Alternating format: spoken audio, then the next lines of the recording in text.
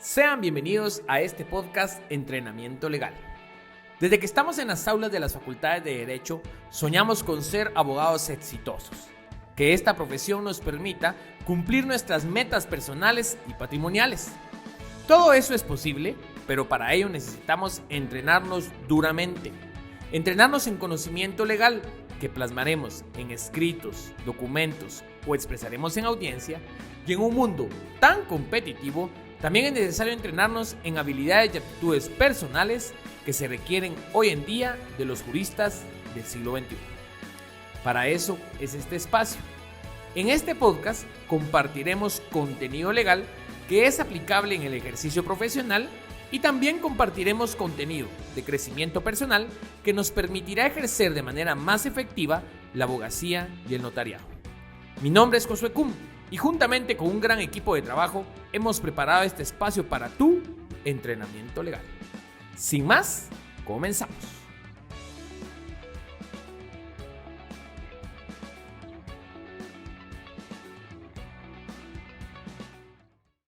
Sean bienvenidos a su podcast Entrenamiento Legal. El día de hoy vamos a comenzar con nuestro episodio 51 y vamos a terminar nuestra serie No es lo mismo, pretendiendo de alguna manera dilucidar instituciones que se parecen bastante y por eso nos causan comúnmente confusiones. El día de hoy vamos a responder tus preguntas, vamos a responder algunos casos que nos plantearon ahí. Así que son casos bastante interesantes, no se los pierdan, son tres que voy a responder. Así que comenzamos con el primero. La primera que me pedían diferenciar es la subrogación y la transmisión de deudas. Y yo recuerdo perfectamente cuando estaba estudiando, inclusive ya graduado, subrogación, realmente lo leía, no lo entendía, no lo comprendía como tal. Y realmente de verdad causa bastante confusión esa diferenciación, sobre todo porque ambos son mecanismos, son instituciones que permiten transmitir las obligaciones. Así que comencemos. Yo en aquel momento, inclusive cuando estaba estudiando para mi privado, no me lo supieron explicar y yo no lo entendí, así que dije, me la aprendo de memoria. Y yo me sé de memoria la definición de subrogación. La subrogación tiene lugar cuando el acreedor sustituye en el tercero que paga todos los derechos, acciones y garantías. Y todos nos quedamos así como, ya, entonces ya entendí. No, ¿verdad? Pero ahora quisiera aclararte este punto. Atención, la subrogación tiene lugar cuando el acreedor sustituye en el tercero que paga todos los derechos, acciones y garantías. Te lo explico a qué hace alusión esta parte. Primero es importante que sepamos que al ser una forma de transmisión de deudas, existe una deuda, es decir, una obligación, existe un acreedor y un deudor. Imaginémonos que yo saqué un préstamo en una institución bancaria, Banco A. Entonces yo tengo un préstamo en Banco A por 50,000 quetzales. Atención, yo ¿cómo me llamo? Deudor. Banco A, ¿cómo se llama? Acreedor, ¿verdad? Yo soy el deudor, Josué Cum deudor, Banco A es acreedor, ¿verdad? Y entonces, imaginémonos, le pregunto, por esos 50,000, ¿quién tiene derecho a cobrarme? Él. ¿Quién tiene derecho a cobrarme intereses? Él. ¿Quién tiene derecho que si no voy a pagar en tiempo a cobrarme intereses moratorios? Él, ¿verdad? Y todo el tema. El banco tiene esos derechos. Por cierto, si yo no pago, él tiene la acción, la facultad de irme a cobrar judicialmente, ¿verdad? Y probablemente yo inclusive hasta constituí garantías a su favor. Entonces, ponga atención con esto. Yo soy deudor y el banco tiene derechos, acciones y garantías. ¿Vamos bien hasta ahí? Espero que sí. Ahora sigo explicando. ¿Qué ocurre en la subrogación? En la subrogación viene un tercero que paga. Imaginémonos que tengo mi amigo que trabaja en Banco B y me dice, mira, mano, ¿cuánto estás pagando? Mano, tú estás pagando un montón, no te preocupes. Yo te consigo el pisto para que pagues esa deuda y te quedas en el Banco B. Atención, vino un tercero que es Banco B y pagó. Entonces se quedó con los derechos de cobrarme, con las acciones de cobrarme y pudimos pactar las mismas garantías. ¿Qué quiere decir? Que vino un tercero que pagó, en mi ejemplo, Banco B, pudo haber sido mi mamá, mi papá, mi tío, ¿verdad? Que vino y me dio el dinero, fue un tercero que pagó y él se subroga, él se queda, a él se le transmiten los derechos. Antes, ¿quién tenía el derecho de cobrarme? Banco A. Ahora, B. Antes, ¿quién tenía la acción de cobrarme? A. Y ahora, B. Antes, ¿quién tenía las garantías a su favor? A. Y si las pacté con B, ahora, B. Así que esa es la subrogación. Es, si lo quieren ver de alguna manera, sustituir al acreedor por un tercero que pagó. Pero lo que me interesa es que usted comprenda desde la definición que la subrogación tiene lugar cuando el acreedor sustituye en el tercero que paga, cuando el Banco A sustituye en el Banco B, que fue quien le pagó y ahora se quedó con los derechos, acciones y garantías. Esa es la subrogación. Por eso cuando viene un tercero a pagar, él se queda con los derechos, acciones y garantías en ese ejercicio de la subrogación. Ahí le dice, ¿verdad? Se subroga, que es, obviamente, si pagó, si tiene, se queda con los derechos, acciones y garantías en este caso. Distinto es, ahora intentaré la diferenciación, de la transmisión de deudas. Si usted se dio cuenta, en la subrogación fue, en este caso, la figura del acreedor que se sustituyó. En la transmisión de deudas, lo que se sustituye es la figura del deudor. Por ejemplo, en este caso, imaginémonos que mi papá tiene, yo me enteré, imaginémonos esa circunstancia, llevo una correspondencia del banco y cobro, dice ahí. Mire, papá, y entonces le digo, mire, papá, sí, es que es un préstamo que saqué. Ay, no, hombre, papá, usted ya trabajó mucho por mí. No tenga pena, papá, yo le voy a pagar el préstamo. Es que son bastantes años, me va a decir él. Atención, ¿quién es el deudor? Mi papá, ¿verdad? El acreedor va a ser el banco, mi papá es el deudor. Entonces vengo y yo le digo, vamos al banco, papá, y yo me quedo pagando la deuda.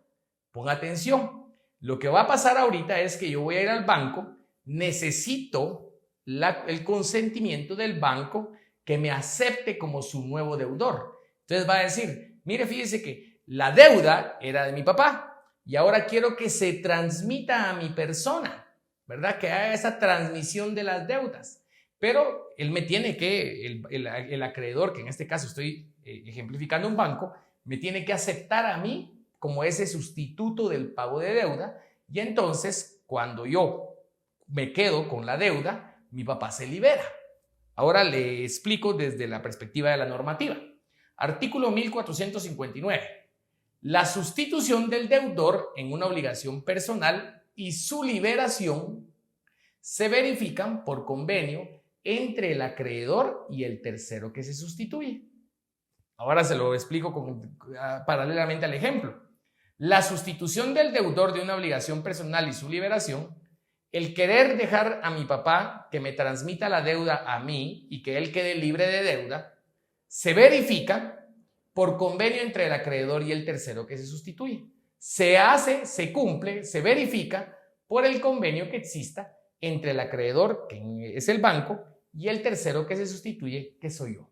Así que la transmisión de deudas es que una persona le va a transmitir una deuda a otra, pero necesitamos convenio del acreedor, ¿verdad? En este caso, la principal diferencia entre la subrogación y la transmisión de deudas es que la subrogación, quien cambia es la figura del acreedor, de una persona por un tercero que pagó y se queda como acreedor. Mientras que la transmisión de deudas, quien cambia es el deudor. El primer deudor se libera y el segundo deudor se queda con la deuda si así lo aceptó el acreedor. Así que espero que esa primera diferenciación haya quedado establecida. Y una segunda cuestión que no es lo mismo, nulidad del negocio jurídico que nulidad del instrumento público. No es lo mismo nulidad del negocio jurídico que nulidad del instrumento público. Explico brevemente. La nulidad del negocio jurídico, es importante que primero ahondemos en el negocio jurídico. El negocio jurídico es una declaración de voluntad, que puede ser unilateral, puede ser bilateral, en donde se crean, modifican o extinguen obligaciones, siempre y cuando haya capacidad legal, objeto lícito y consentimiento que no adolezca de vicio.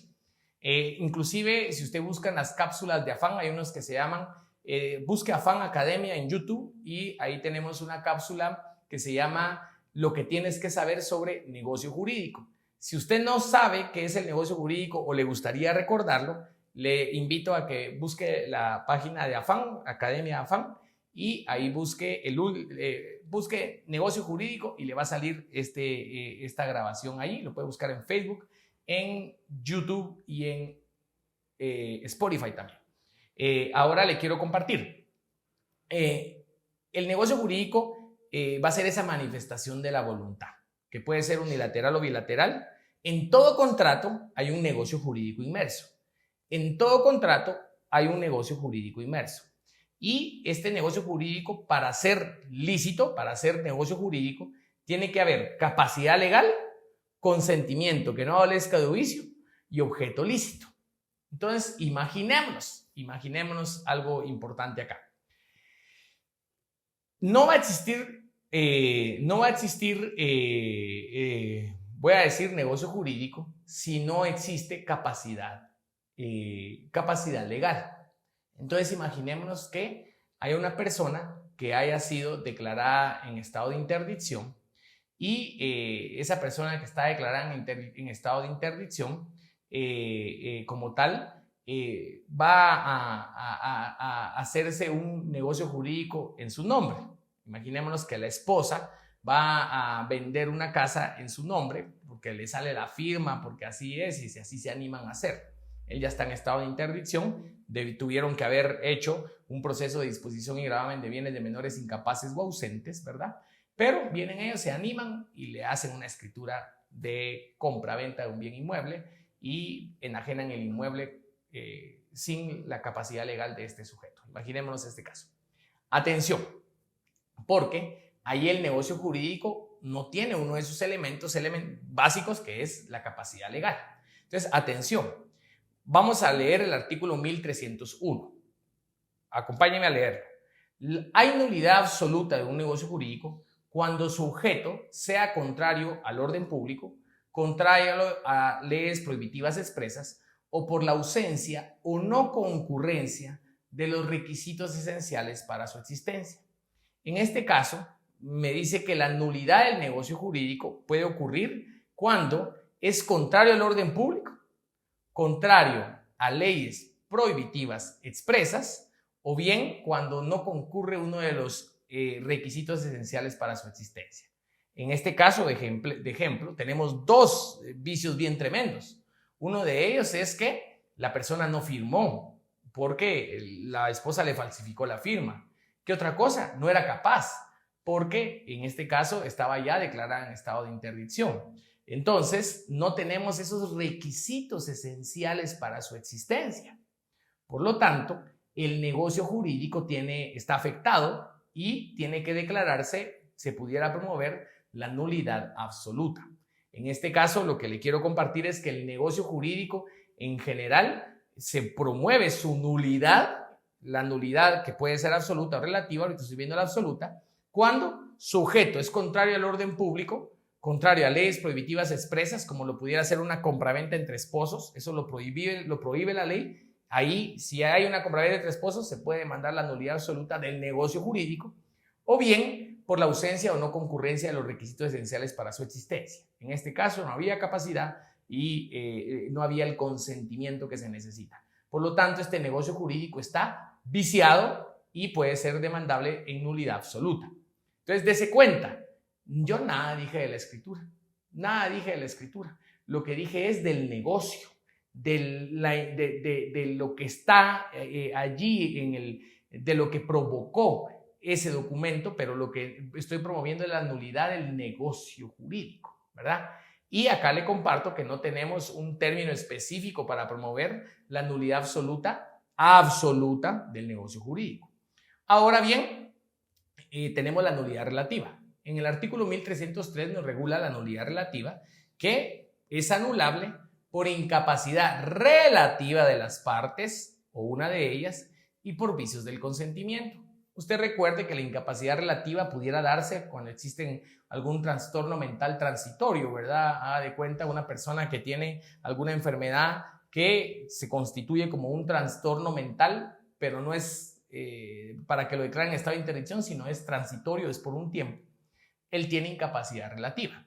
Si hacen algún negocio con esa circunstancia, tiene incapacidad relativa, o bien por vicios del consentimiento, como lo pueden ser error, dolo o coacción. Atención, esto que estoy viendo es la anulabilidad o nulidad relativa. Entonces, el negocio jurídico puede ser anulable y en este caso, por estos motivos, ¿verdad? Y puede darse en el periodo, por promoverse en el periodo de 2 años o 1 año si fuera por violencia. Así que ahí ya empezamos a ver. Lo que vuelvo a hacer referencia es que haga de cuenta que alguien me amenazó porque yo le vendiera mi casa. Ese negocio jurídico, el negocio jurídico, ojo, porque el documento cumple con los requisitos, la escritura está, pero el negocio jurídico está afectado por violencia, por un vicio del consentimiento que es violencia, así que puede anularse el negocio jurídico.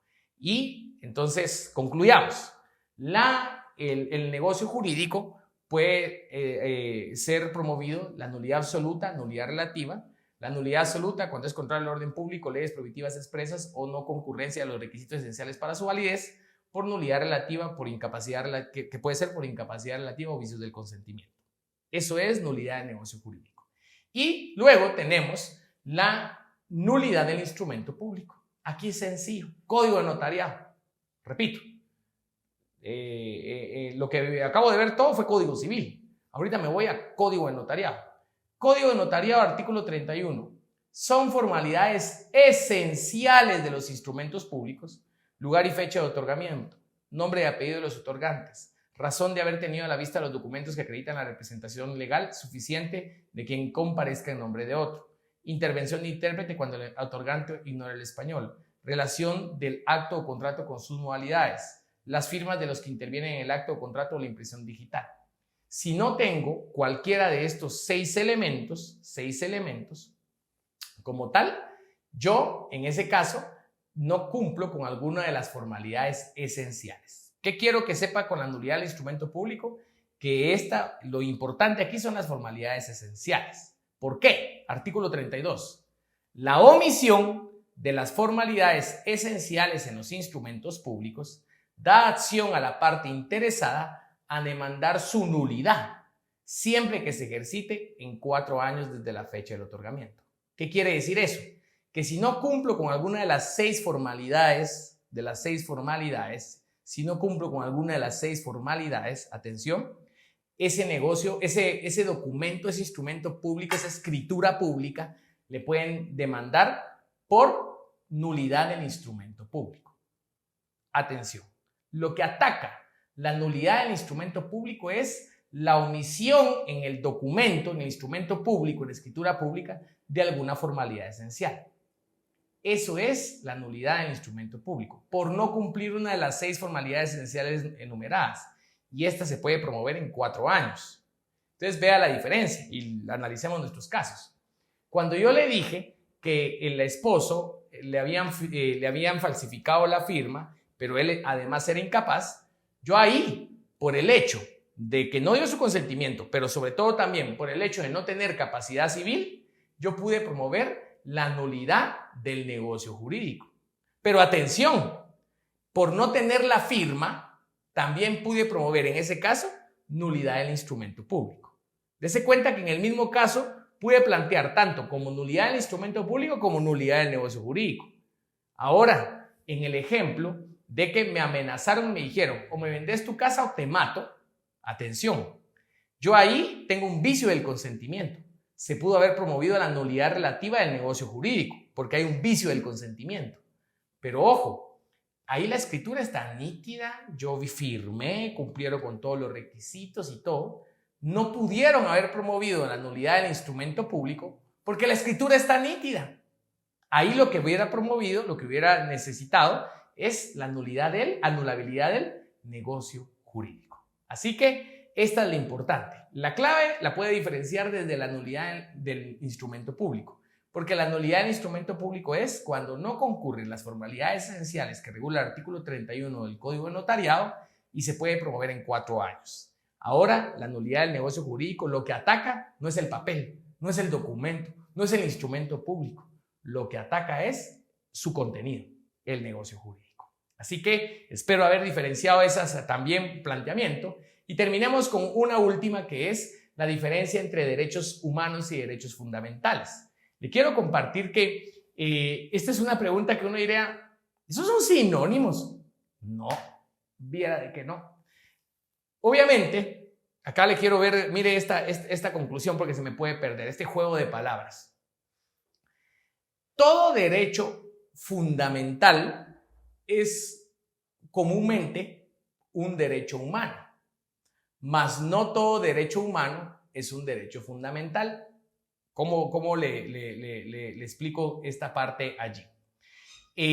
Primero, es importante que comprendamos que los derechos fundamentales se les llama de esta manera a aquellos que están claramente reconocidos en una normativa, en un país específico, un estado. Por ejemplo, si en un estado hay una ley, un reglamento como tal o la Constitución misma, reconoce un derecho, en ese estado se considera un derecho fundamental ese derecho. Ahora bien, el derecho humano no es universal. El derecho humano es lo que tenemos, las prerrogativas o beneficios que tenemos las personas por el solo hecho de ser personas.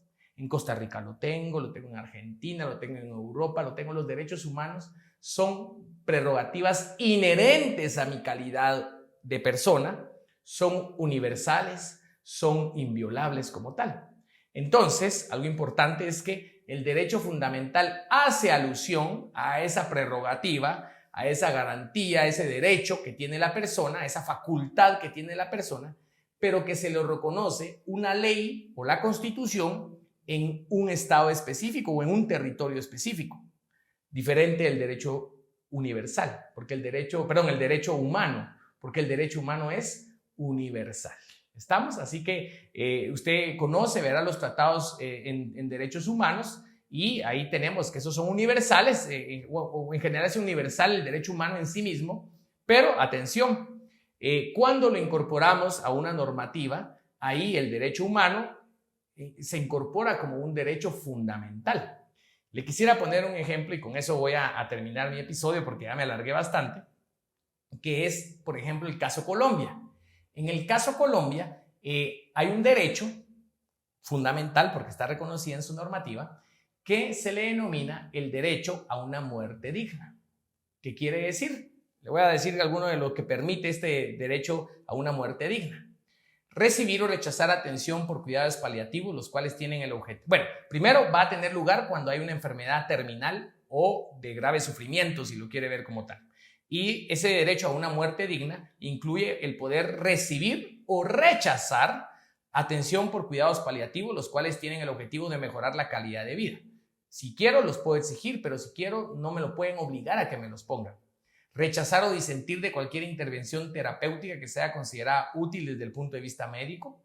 Solicitar la adecuación del esfuerzo terapéutico en caso de padecer de enfermedad incurable avanzada o enfermedad terminal, más aún cuando estas medidas de intervención médica no representan una vida digna. Quisiera profundizar esto. Mire esto. El derecho a una muerte digna le incluye, en Colombia, solicitar la eutanasia, definida como el procedimiento médico en el cual se induce activamente la muerte de forma anticipada a una persona de enfermedad terminal que le genera sufrimiento. La eutanasia implica la solicitud voluntaria e informada de la persona. ¿Qué quiere decir? Que en Colombia es un derecho fundamental al estar normado la eutanasia. El que él pida que le anticipen la muerte por estar sufriendo una enfermedad terminal que genera sufrimiento. Entonces, prácticamente le van a anticipar la muerte. Y eso es un derecho fundamental en aquella normativa porque está reconocido. Ahora bien, ¿será un derecho en nuestra normativa? Para Guatemala ese no es un derecho fundamental, porque aquí en Guatemala no se puede practicar la eutanasia. En ese caso, estoy seguro que muchos juristas concordarán que sería un homicidio, ¿verdad? Quien diere muerte a una persona sin perjuicio de cualquier otra calificación jurídica en base a las circunstancias particulares del caso. pero lo que le quiero compartir es que ahí tenemos como una normativa regula un derecho fundamental y otra normativa no lo regula como un derecho fundamental, ¿verdad? Y pudiéramos pasar 51 episodios hablando de derecho, ¿verdad? Que realmente este tema, los temas de derecho son tan apasionantes y eso es lo que queremos hacer. Que usted redima el tiempo en lo que está haciendo algo, pueda platicar, entender, comprender de alguna perspectiva, sobre todo los que iniciamos en este camino de las ciencias jurídicas desde la universidad, esos primeros años de graduado, o inclusive iniciamos con una rama distinta. A mí me pasaba mucho que me encanta escuchar cosas básicas de ramas distintas del derecho porque digo, a la gran todo eso no lo sabía, o bien de cosas que ya sabía, a veces veo perspectivas distintas que me encantan. Espero que usted también esté disfrutando este compartir. Lo más importante es que nos vamos a ver y escuchar la otra semana en nuestro capítulo 52, haciendo la celebración de 52 sesiones de entrenamiento, lo que para nosotros representa un año de estar compartiendo y estar entrenando duramente para este éxito que buscamos y sobre todo el éxito visto de la perspectiva de la plenitud que sentimos al ejercer la abogacía y el notariado. Nos miramos entonces la otra semana, nos escuchamos la otra semana. Hasta la próxima.